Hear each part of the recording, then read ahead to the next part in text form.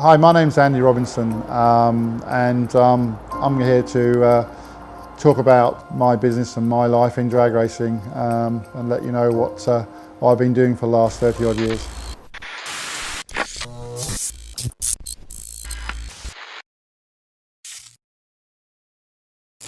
So my name's Luke Robinson. I'm a designer, fabricator at Robinson Race Cars, getting involved in anything from bracketry to full tube chassis builds. I was a senior design engineer working for a defence company. Got made redundant when the Cold War stopped. Unfortunately, or fortunately, moved house the day after I got made redundant. My son, who is in the business with me, and my wife, he was 7 years old, my daughter was 5. So I walked out to the double garage that was here and just carried on doing some work. I used to do a lot of part-time work to help fund my motorsport. I've just always been around it. The first time I went to the track was when I was 6 months old. Racing and the cars were just like normal to me. I didn't know anything different. My passion is drag racing, but to be honest, I love racing and motorsport. So give me a car to race and I'll race it. I love racing. Growing up, I always had an interest. You know, I always wanted to read Dad's magazines and look at the pictures of the cars, and I always wanted to watch the videos, and anything to do with cars I was interested in.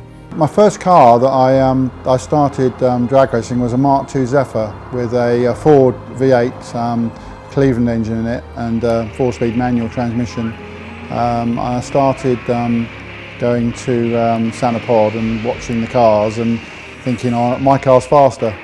So eventually decided to actually race the car, and oddly enough I got married on the Saturday, and me and my wife went to the track on the Saturday night with half our reception, and I raced the next day. So our honeymoon was kind of racing the car. That was a long time ago. That was 79. Yeah, I mean, when I was a kid, I guess because it is all I ever knew, it was kind of just like normal to me. So it was only when I got a little bit older and friends of mine started really getting into cars and understanding about different types of cars and different brands, that's when you kind of realise that what we were working on, or what Dad was working on at the time, was a bit special. So the first car that was a street car on my Mark II Zephyr, that went into the 12-second zone back in the 1980s. It was a fast car in the time. I mean, nowadays it's slow, but it was certainly in the top 10, probably in the UK at the time. I then built a Monza, which was our first tube frame car, street legal. That's still racing, it's in Holland. So that was fun to build. That was completed when my son Luke was born in 1984. I used to hang around with Dad a lot in the garage, and I just used to watch what him and his friends were up to and just try and take it all in when I was a kid. Pro Mod came out from modified drag racing class, and there's a guy who used to run Avon Park called Keith Parker. He was the promoter, and he accepted that on a bank holiday weekend when we had an extra day's racing, the guys who were racing in modified persuaded him to let them run heads up for a bit of extra money, and from that Pro Mod was born. You know, Pro being the Pro class, Modified was Modified, so Pro Modified was the name we used, and that was way before anyone else coined the phrase. Got involved in that class, raced my Monza, but blew it up like you do. Ended up racing a Camaro, which was a customer's car that we built. He emigrated to America and left me the car to sell, and said, no, race it, you know, run it. So we did that. Then I built a Sierra, which was my first proper round tube frame car. That went into the 7, so that was a pretty fast car for us. That was a little engined V8 essentially. It was a big block Chevy, but it was a small engine compared with what was happening at the time. We got that into the 7s and slowly learned how to run a proper race car. That was sold literally about the time I moved into here, and then we managed to get some sponsorship from Rover Group, and they gave us sort of body panels for a 800 coupe Rover, which we built. That was pretty successful, put us into the sixes for the first time. And I'm down in the pit lane and I'm sitting next to a Rover. But the only original Rover parts on this particular car here are this badge and the roof panel. You don't know why? It's because it's a Pro Mod. This beast will do 200 miles an hour because it's got nitrous oxide injection. It's got an 11.5 litre engine which pumps out an amazing 1800 horsepower. Won a lot of races in Germany and in the UK with that. Well, as always, smoky burnouts from these 200 miles per hour 6-second door slammers. Henry Houston, though, lots of problems. So it's going to be a solo run then for Great Britain's Andy Robinson. Don't forget he was our number 1 qualifier. He ran a 7.03. And on his own, without a pace car, what's he going to run? Into the sixes for the first time. Andy Robinson, well done, 6.95. Then, unfortunately, I crashed that. That was about 21 years ago. Start line reactions almost identical here. And Nick Davis fighting for control. And there's that wing. The wing is off. Oh, my God, look at this. The car is over. It seems to have stopped, but then it's rolling again. Gus Robinson rolling and rolling and rolling. There's nothing left of that car. My goodness me. First man on the scene, Nick Davis in the Oldsmobile Cutlass. Well, still in the car at this moment in time is Gus Robinson. Now let's just see what happens here. Nick is out, Nick is running. It's his friend in the car. I always wanted to drive when I was a kid. And then as I got a bit older, I got more interested in the building, but I didn't really get hands-on until I was about 13 years old. And that was a result of Dad's first crash. When he had that crash, I decided that I'd like to get involved and make sure that the car was safe for Dad when he was racing. And that's where it all started. So I started helping first take the crashed car to pieces, and then started with the build of the replacement race car. So then we moved on to a Studebaker, which was very successful. I would say by the time I was 15, I knew that this is the path that I wanted to take. I wanted to be involved. I couldn't bear to be away from it, and from then on, that was my focus. In the meantime, the business was building. A guy who became a real good friend of mine, a guy called Bruce Stevens, he came to us for some axle work and realised that we could fabricate, and started giving us work that was on classic circuit race cars. So we did anything that had to be fabricated, we did for Bruce. And over the 20 years that we worked with him, he became a very good friend. In fact, I've got a car that he owned personally, which he insisted I had when he died.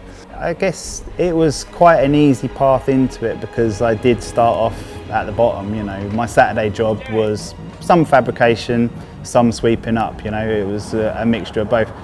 So it wasn't like it was straight away go and make a roll cage for that car over there.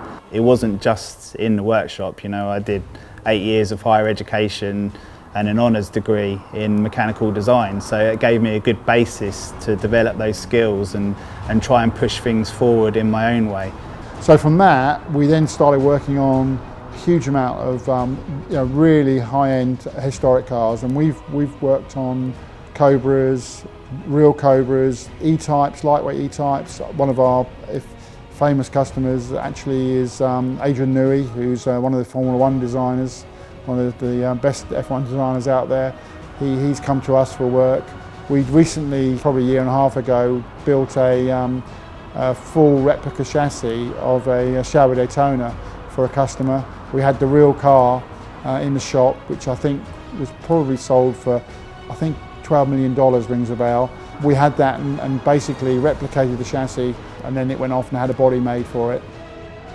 And worked on P1 McLarens, F1 McLarens. We've done, 7 F1 McLaren roll cages for guys who have converted them into street cars. In the meantime, the drag racing scene moved on, and we built a lot of high-end cars for street racing, right through to Pro Modified. When you get an expensive car in, of course, there's a lot of responsibility in, like a really special classic car. You're very conscious of respecting the car and making sure you don't damage it. Probably the ultimate cars we've worked on here, I would say, would be the Mclaren F1s. There's just something special about those cars. When I first started here, we ended up building some Ferrari roll cages, and we did a 1962 GTO, which I think at the time was something stupid like a £7 million car, and you know, we were like, whoa, this is a bit special. But when you actually get down to it, it's tubular, it's welded, it's aluminium, it's a car. So yeah, it's interesting. I stand back sometimes and look at it and think, wow, you know, this is amazing that we've got all these, you know, cars in here. It's not a really job for me. It's, you know, it's like I get up in the morning and it's like, wow, what are we going to work on today? And it's always interesting, it really is. You don't really realise the impact of what you're doing until you get to stand back and, you know, I guess the first time I read my name in a magazine, I was like, wow, that's pretty cool. You know, up until that point, I didn't really think twice about it. And then, you know, again, seeing yourself mentioned and cars being featured in magazines and on TV programs, and being able to say, you know, I worked on that. That's quite a special feeling. Aston Martin themselves did some special project cars. They call them DPs, and we did a roll cage for that. And that was a bit interesting, because I was asked to build this cage, but they were desperate to have it done, and the company that were building the car and getting it ready to race at Goodwood said, "Oh, can you come to our shop to build it?" So I promptly went over there and measured it, assumed that it would be symmetrical, got back here, bent up this roll cage, and this was probably 20, 25, 26 years ago. So we didn't have quite the equipment I have now. Didn't have the size of building I have now. So we rushed back to my little shed, bent this cage up, got it all symmetrical, really pleased with myself, went back to the car, tried to fit it, and it wouldn't fit. And those cars, because they're hand built, they're not the same side to side. So then I had to come back and actually make it unsymmetrical or asymmetrical to make it fit. But and that car was driven by Martin Brundle, so that was quite fun to know. And one of the kicks I do get is I go to a lot of historic events, a lot of modern events, is to see cars that we've worked on. I've got interest in circuit racing in different forms, especially historic, but for me, drag racing's always been the focus. That's what I enjoy the most. That's what I've got the most interest in, 100%. And again, it's a result of growing up at the track. You know, it was just normal to me. There was no place that I was happier growing up than being at the drag strip. The thing about drag racing for me is it's family orientated. My son crew chiefs the car, my daughter works in the car, my daughter's husband works in the car, Luke's girlfriend or fiance's father works on the car. So it's a real family thing. You know, we've managed to build cars for European competitors because they've seen our car race and we've been fast. I've been running and winning races since basically 1980, so in a lot of different classes, and this is my 32nd year in Pro Modified, and I've been very lucky and fortunate to have managed to win 9 championships in the UK. I've never managed to win the FIA championship. That's eluded me. I've run 2 years. I was leading a championship from the very first meeting of the year, and then had problems in the last meet, and then ended up 2nd or 3rd. It's a pretty amazing thing, really. You know, the travelling itself can be a little bit tedious at times, although there's a great sense of adventure. But once you get to a track in mainland Europe and you meet all these new people and new racers, and the appreciation of the fact that you've travelled all the way to their country to race is pretty special. And anyone who's not been able to race in a different country, I highly recommend it, because it really opens your eyes, and I think it makes you a better racer. The old saying in drag racing is it's 99% frustration and 1% elation. The trouble is that when drag racing goes really well, it's so good that you forget all the bad stuff. But over the years, I think I've done it all. I've crashed twice now, I've been on fire, all at over 200 miles an hour. The highs have been great. I mean, you know, the first 6-second run we did it in Germany, in Hockenheim. We won the race. It was brilliant to run the first 6. And it's a weird thing, and you remember certain things. And I was the 7th person, this is genuine, the 7th person to run a 7-second quarter mile in a saloon car, door car, in the UK.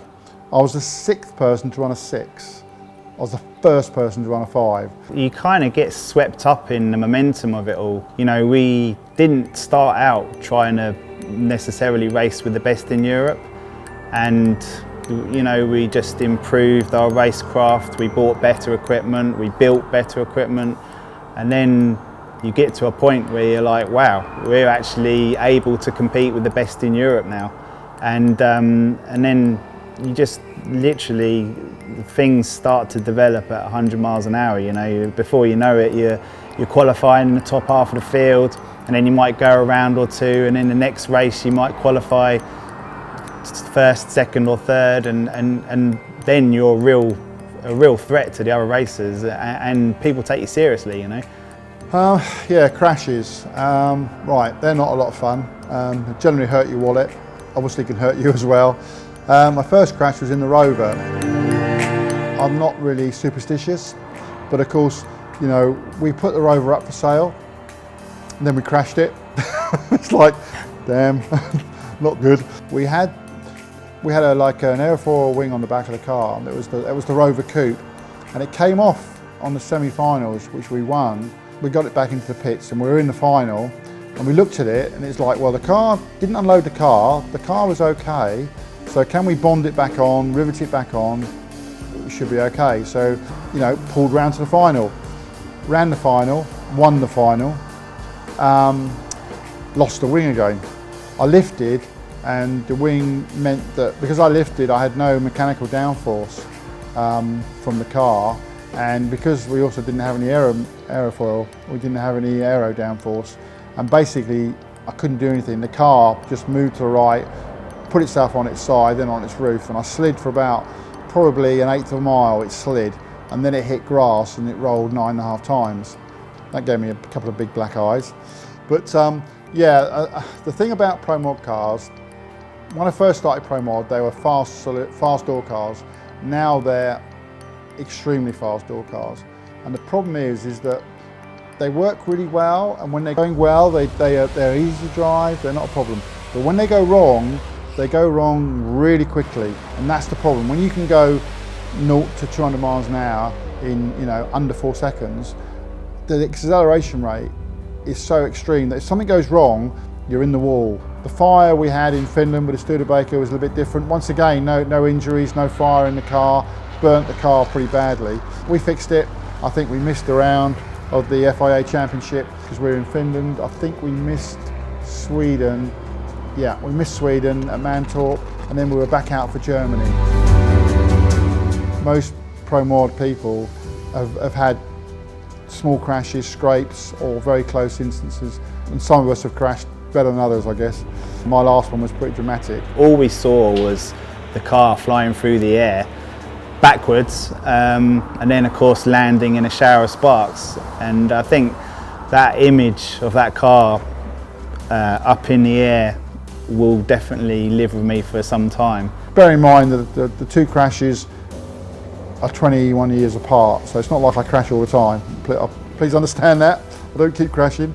But the one I had year and a half in the anger management Camaro, we think we had a failure on our suspension, and some other circumstances meant that I wasn't quite sure where I was, and I hit the wall. I touched the wall, and then the car rotated, got air under it, and once again it flipped the car up. I walked away from it with no injuries, and once again, loads of people, you know, wow, what a good advert for your business. There wasn't a point in which I thought, you know, Dad's not going to make it out of this. We build the cars with safety in mind. That's our top priority. And even though it was dramatic and scary and everything else, I just kind of always thought, well, it'll be all right, you know. Never thought anything different. A lot of people would not want to drive a Pro Mod car. They're quite intimidating. I love driving them, but it's I guess each to our own. But it's something in the back of your mind. I'm always slightly nervous on the very first pass of the weekend. Like to get it under my belt, and then I relax a little bit. Luckily for me, every time I've had a problem, I've not hurt myself, so it's never been a problem. The new car will be interesting. I'm sure I'll be slightly nervous when I first run it, but we'll get that out of the way, no problem. I guess the target's really 5.7 seconds in a quarter mile and 250 miles an hour. That's certainly going to be my goals for the car. The competitive nature of it is really heightened once you're down there on the start line. And right in that moment, nothing else matters. But aside from that, when we're prepping the cars for the next round, doing the maintenance, and even if we're racing the guy in the next round, if they have something broken on their car and we can help them, we're going to try and help them because we want to race, I say it to everybody who I'm building a car for, is if they've got in their mind a picture of their car and I've got to extract that out of their head and make that car what they want, I think a lot of satisfaction is gained by doing that. Each car's got its unique personality that makes them a bit special, and it's a question of, I've heard it said before, and it's kind of like a bit, they don't own their cars, we built them, it's the something of us goes into that car, they're just looking after it for a while. It's almost that kind of analogy. When a car goes out of the shop, it's, I don't just say, oh yeah, it's gone now. It's sort of like part of us is in that car, and it's great to see him going down the racetrack, and it's great to see him win. When you get to the point in which you're heavily involved in the preparation and the tuning of the car, it's like there's part excitement, there's a lot of anxiety as to whether you've made the right tuning call, because the races mean a lot, and it's not just winning or losing, it's also the safety of the driver, in this case my dad. All that anxiety tends to be lifted once the engine starts. Once you fire the engine up and the car pulls round to start line, you follow him round and then he does his burnout. That's when the anxiety kind of lifts, and then it's a different sensation, and I'd say it's partly excitement and of course when the car goes through the track and does a new personal best or wins a race, then it's elation. Would I have it any other way? No, I don't think so. I mean, it's a roller coaster. It's great fun. There's obviously highs and lows sometimes, but no, I wouldn't change it. To be honest, I wouldn't change anything about my life. I don't have any regrets. I think that's a product of always looking forward. There's always something that we're looking forward to, whether it be the next race or the next car, the next improvements to the car, whatever it is. We're just always looking forward. We're not really ever looking back and kind of taking stock and thinking, oh, I could have done that bit better. I can remember my daughter at 2.5 years old at Le Mans, leaning over the wall watching racing cars and having other Brits spectating saying, "Is that your daughter?" "Yeah." "She's watching the racing cars." "Yeah, she does that." She knows what they are, she knows what cars they were. Luke's the same, they've got a massive interest in it. It's not a bad thing, so no, I wouldn't change it at all. Drag racing is an emotional roller coaster. I mean, you can be from penthouse to outhouse in one run, really, and your weekend can just switch like that. But some days, you can't get the car down the track for love nor money, and everything you try doesn't work. It doesn't do what you think it's going to do. The car's not responding. And they're the tough days, that's when, if you get a run of those tough days and tough events, that can break a racer, it really can. A lot of people think that drag racing may not be around in the future because all the young people don't understand, they don't want to buy cars, they don't want to race. I don't see that. I see a lot of young people getting involved. They've got different ideas, They might have electric cars. I mean, damn, I'd quite like one of those fast electric cars. What an awesome thing. 700-800 horsepower on the street. Yeah, that's great. I've got a V8 that does that, but I'd have an electric one as well. To be entertaining, sometimes it has to be a little old school.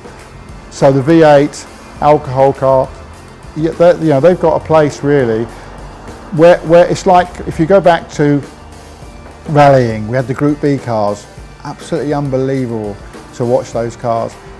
Circuit racing, Le Mans style cars, LMP cars, the Group C cars, stunning things to watch. a sound of their own. And that type of thing does resonate with people. That's why Goodwood and Silverstone Classic are so good, because they have these cars, these older cars, which people remember. You know, the Formula One cars, before, the V8 cars, the V12 cars, the sound they have is part of it. And drag racing's got all of that. It's got it in bucket loads. We've got noise, we've got vibration, we've got spectacular, and that is something which is entertainment. I think it'll absolutely be relevant in the future. I mean, you can't get a more pure form of motorsport. Two cars racing each other in a straight line, literally a show of outright performance. That purity. I mean, the first ever race was a drag race in a straight line. And I don't think that will ever die. You know, we may be looking at different technologies in the future, electric vehicles, maybe even hydrogen fuel cell vehicles. But I think the idea of putting two vehicles up against each other and then having a race to a finish line, a pure acceleration contest, I don't think that will ever get old. And I think people will still want to see high power V8 cars, running, whether it's nitromethane top fuel cars, whether it's alcohol supercharged cars or turbo cars.